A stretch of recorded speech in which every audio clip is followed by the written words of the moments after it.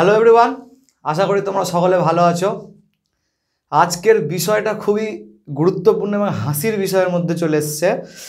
সেটা হলো সমগ্র দেশ যখন কাশ্মীরের পেহেলগাঁও অ্যাটাক নিয়ে যে 28 জন মারা গেছে সেটা নিয়ে ভাবছে, সমগ্র দেশ যখন এটা আশা করছে যে কেন্দ্র সরকার নতুন কোনো পাকিস্তানের বিরুদ্ধে কোনো গুরুত্বপূর্ণ ভূমিকা নেবে, গুরুত্বপূর্ণ স্টেপ নেবে, সেই জায়গায় দাঁড়িয়ে গোটা দেশ জানতে পারছে যে দেশে কাস্ট সেন্সাস মানে জাতিগত জনগণনা করানো হবে। হ্যাঁ, এটা সত্যি ব্যাপার। ইউনিয়ন ক্যাবিনেট এটাই অ্যাপ্রুভ করে দিয়েছে যে এবার যে সেন্সাসটা হবে সেটা কাস্ট সেন্সাস হবে, মানে জাতিগত জনগণনা হবে। মানে তোমাকে জিজ্ঞেস করা হবে তোমার জাতি কি। একদিকে যখন বিপক্ষ অর্থাৎ আমাদের বিপক্ষের নেতা রাহুল গান্ধী যখন একদিক থেকে বলে যাচ্ছিল যে আমাদেরকে কাস্ট সেন্সাস করানো উচিত, এবং ক্ষমতায় যে সরকার ছিল বিজেপি গভর্নমেন্ট বারবার বলে যাচ্ছিল যে কাস্ট সেন্সাস করানো হবে না, হঠাৎ কি হলো যে নতুন করে আবার সিদ্ধান্ত নেওয়া হলো যে কাস্ট সেন্সাস করানো হবে, জাতিগত জনগণনা। তো পলিটিক্যালি আমরা এই বিষয় নিয়ে আমি কোনো আলোচনা করতে চাই না। আমি আগেও বলেছি যে পলিটিক্যাল থেকে আমি দূরে থেকে আমি নর্মাল বিষয় নিয়ে আলোচনা করব। ঠিক আছে, ভারতবর্ষে স্বাধীন ভারতে এটা প্রথম কাস্ট সেন্সাস হবে। আমাদের ইউনিয়ন মিনিস্টার অশ্বিনী বৈষ্ণব, যে আমাদের রেলমন্ত্রী আছেন, তিনি ঘোষণা করেছেন যে গভর্নমেন্ট সিদ্ধান্ত নিয়েছে যে এবার কাস্ট সেন্সাস করানো হবে। স্বাধীন ভারতে এটা প্রথম কাস্ট সেন্সাস হতে চলেছে। অর্থাৎ ব্রিটিশ আমলে প্রথম কাস্ট সেন্সাস যদি হয় 1931 সালে 1931-এ প্রথম কাস্ট সেন্সাস করানো হয়েছিল। এখানে লেখার কোনো ম্যাটার নেই, আমি শুধু বলছি, তোমরা শুনে নিও। 1931 সালে যে কাস্ট সেন্সাস করানো হয়েছিল সেটাকে বলা SECC, অর্থাৎ সোশিও ইকোনমিক কাস্ট সেন্সাস। এটা শুরু হয়েছিল 1881 থেকে। 1881-এ প্রথম কাস্ট সেন্সাস হয়েছিল এবং 1931-এ কাস্ট সেন্সাসকে সম্পূর্ণরূপে কী করে দেওয়া হয়, তারপর ওইবারই লাস্ট হয়েছিল। তারপর আর কোনো রকম কোনো কাস্ট সেন্সাস ভারতবর্ষে হয়নি। আচ্ছা, তোমাকে যদি কোনোদিনও জিজ্ঞেস করে ভারতবর্ষে প্রথম কোন ব্রিটিশ আমলে কোন গভর্নর জেনারেল জনগণনাকে শুরু করিয়েছিল, তো অ্যাকচুয়ালি জনগণনা তো শুরু করিয়েছিল গভর্নর জেনারেল ছিলেন লর্ড মেয়ো। কিন্তু যদি ব্যবস্থিত মানে একদম সুন্দরভাবে যদি জিজ্ঞেস করে যে জনগণনা কে করিয়েছিলেন, তাহলে গভর্নর জেনারেল কে হবে, লর্ড রিপন হবে। ঠিক আছে, আমরা পরের দিকে যদি দেখি, স্বাধীন ভারতে আর কোনোদিনও কাস্ট সেন্সাস হয়নি। 2011 সালে যখন মনমোহন সিংয়ের সরকার ছিল তখন কাস্ট সেন্সাসের রিপোর্ট নেওয়া হয়েছিল, কাস্ট সেন্সাস হয়েছিল, কিন্তু রিপোর্ট কি পাবলিশ করা হয়নি। সরকারের বিভিন্ন রকম চাপে কি পাবলিশ হয়নি। তো এটাকেই ধরে নেওয়া হচ্ছে যে স্বাধীন ভারতে এটা প্রথম কাস্ট সেন্সাস হতে চলেছে। এই সেন্সাস কি, জনগণনা কি জিনিস, এই যে সরকার যে বিভিন্ন রকম নিয়ম নিয়ে আসে, যে বিভিন্ন রকম পলিসিগুলো তৈরি করে, ওই পলিসিগুলো কি দেখে তৈরি করে? পলিসিগুলো তৈরি করে সেন্সাস মানে জনগণনা দেখে, যে কোন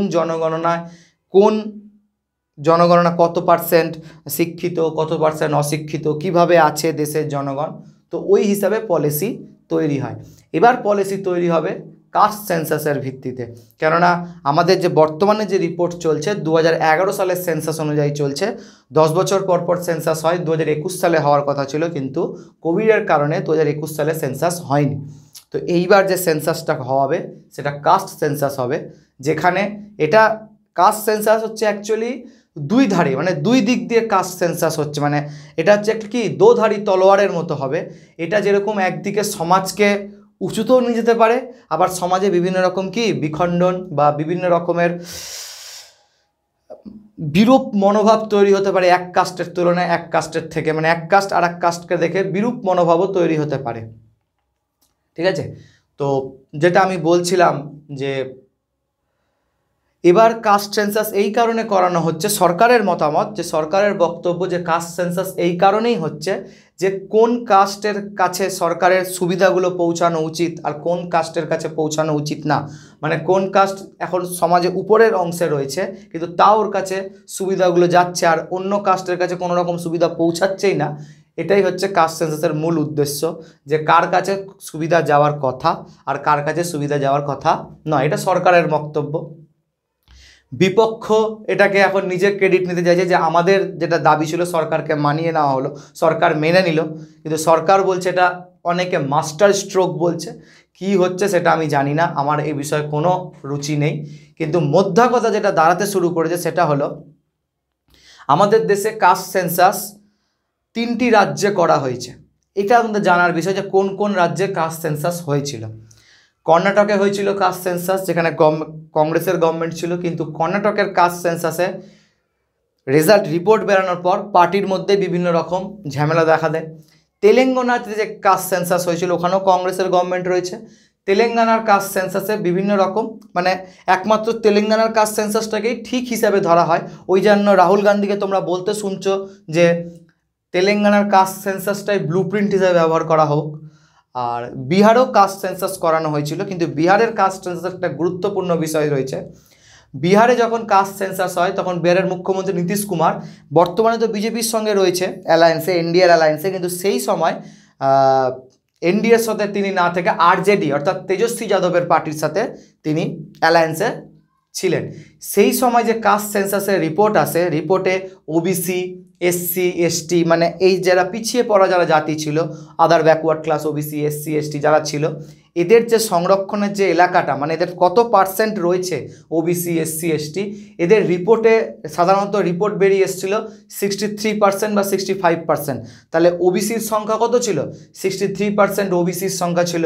SC, ST, OBC, SC, ST তিনটা মিলিয়ে 63% পরিমাণ ছিল। তখন যখন কথা উঠেছিল যে এদেরকেও এবার মানে রিজার্ভেশন দেওয়া হবে, সংরক্ষণ দেওয়া হবে, তো পাটনা হাইকোর্ট, বিহারের যে পাটনা হাইকোর্ট এটার উপর কি বিহারে কাস্ট সেন্সাসের ইমপ্লিমেন্টের উপর কি লাগিয়ে দেয়?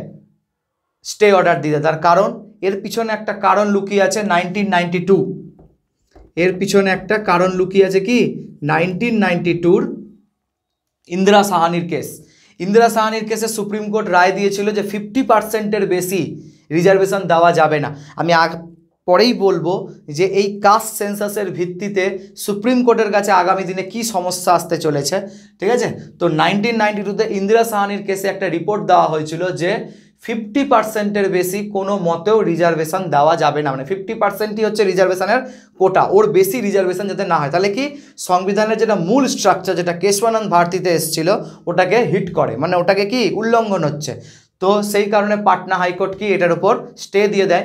কিন্তু সেই সময় বিহারের যে গভর্নমেন্ট ছিল অর্থাৎ নীতিশ কুমারের সঙ্গে যে জোটে ছিলেন, আরজেডির জোটে, তাদের উকিলরা কোথায় যায়? সুপ্রিম কোর্টে যায়। কিন্তু সুপ্রিম কোর্ট এখানে কি বলে যে আমরা এই বিষয়ে কোনো রকম হস্তক্ষেপ করব না, আমরা হাইকোর্টের রায়টাকেই বজায় রাখবো। তার কারণ হচ্ছে কি? তার কারণ হচ্ছে 1992-তে ইন্দিরা সাহানির কেসে বলা হয়েছিল যে 50%-এর ঊর্ধ্বে বেশি রিজার্ভেশন দেওয়া যাবে না। এক্ষেত্রে আমরা যেটা বলতে চাইছিলাম যে এর পরবর্তীতে আগামী দিনে কি হতে পারে, আগামী দিনে যেটা একটা ক্যাপ রয়েছে যেখানে যে 50%-এর বেশি রিজার্ভেশন দেওয়া যাবে না, যেটা সুপ্রিম কোর্টের নিজের রায় ছিল। তখন আমি আগেও বলেছিলাম যে হয় সুপ্রিম কোর্টকে নিজের রায়কে চেঞ্জ করতে হবে, না হলে সুপ্রিম কোর্টের মাঝখান থেকে কি রাস্তা বের করতে চলেছে, সেটা সুপ্রিম কোর্ট একটা বিশাল বড় সমস্যার সম্মুখীন হতে চলেছে। সেটা হলো 1992 ইন্দিরা সাহানির কেস, ঠিক আছে? আশা করি তোমরা বুঝতে পেরে গেছো কাস্ট সেন্সাস কি। ভারতবর্ষে প্রথম কাস্ট সেন্সাস 1881-এ শুরু হয়েছিল, 1931-এ লাস্ট হয়েছিল। তখন গভর্নর জেনারেল কে ছিলেন? লর্ড আরউইন ছিলেন বা ইরউইন ছিলেন, যেটা বর্তমানে আমাদের ঘোষণা করেছে কি কাস্ট সেন্সাস। এর ব্যক্তিগত মত যদি তুমি আমার জানতে চাও, আমি একদম এই সেন্সাসকে কোনো রকমভাবে সমর্থন করি না, কেন জাতির ভিত্তিতে আমি মনে করি না যে কোনোদিনও দেশে কিছু হওয়া উচিত। মানে তোমাকে জিজ্ঞেস করা হবে তোমার জাতি কি। এতদিন জিজ্ঞেস করা হচ্ছিল তুমি কি কাজ করো, বাড়িতে কজন মেম্বার, সঙ্গে সঙ্গে এখন এটাও জিজ্ঞেস করা হবে তোমার জাতি কি, ঠিক আছে? তো এটা নিয়ে এক সময় বিজেপি এটাকে বিপক্ষে ছিল, হঠাৎ এখন পক্ষে হয়ে গেল। কি কারণ? যেখানে দেশ কাশ্মীরকে নিয়ে অপেক্ষা করছিল সরকারের কি হতে পারে, এখন হয়ে গেল কি এটা, এখন মুদ্রা চলে এসছে কাস্ট সেন্সাস। এর পিছনে একটা লজিক্যাল যেটা জায়গা দেখতে পাওয়া যায় সেটা হলো কি বিহারের ভোট। বিহারে খুব শিগগিরই আমরা জানি ভোট ডিক্লেয়ার হতে চলেছে, সম্ভবত কবে হবে এটা বলা মুশকিল, কিন্তু বিহারের জাতিগতর যে ব্যাপারটা সমীকরণটা সেটা কাস্ট সেন্সাস থেকেই শুরু হতে চলেছে। তো আশা করি তোমরা সম্পূর্ণ ভিডিওটি বুঝতে পেরেছো। তোমরা লাইক করো, চ্যানেলকে শেয়ার করো, সাবস্ক্রাইব করো। Thank you.